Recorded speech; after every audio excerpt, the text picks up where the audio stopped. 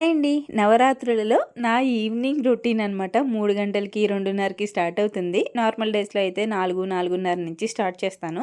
ఇప్పుడైతే పనులన్నీ చేసుకొని, మళ్ళీ ఇంట్లో పూజ చేసుకొని, మా ఊరి శివాలయంలో రాజరాజేశ్వరి దేవికి కుంకుమార్చన అయితే చేస్తారండి. అక్కడికైతే వెళ్తాము. అందుకని చెప్పి ఇంకా ఫాస్ట్‌గా పనులన్నీ చేసేసుకున్నాను.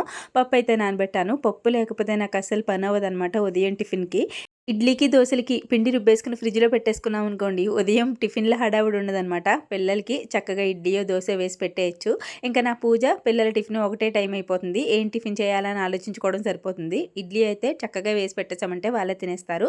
నేనైతే పనులన్నీ చేసుకొని, ఇంట్లో పూజ చేసుకొని గుడికైతే వెళ్ళాను. ఈరోజు అమ్మవారు శాకాంబరి అలంకరణలో మనకైతే దర్శనమైతే ఇచ్చారు. చండీమాత అవతారం శాకాంబరి అలంకరణ అనమాట. కూరగాయలతో చేస్తారండి. అమ్మ దర్శనం అయితే చాలా జరిగిందండి. ఇంటికొచ్చిన తర్వాత డిన్నర్‌కి చపాతీ చేశాను. ఇంకా గ్యాస్ కౌంటర్ టాప్ అది శుభ్రం చేసుకొని పడుకోవాలి. మీరైతే ప్లీజ్ వీడియోని లైక్ చేయండి.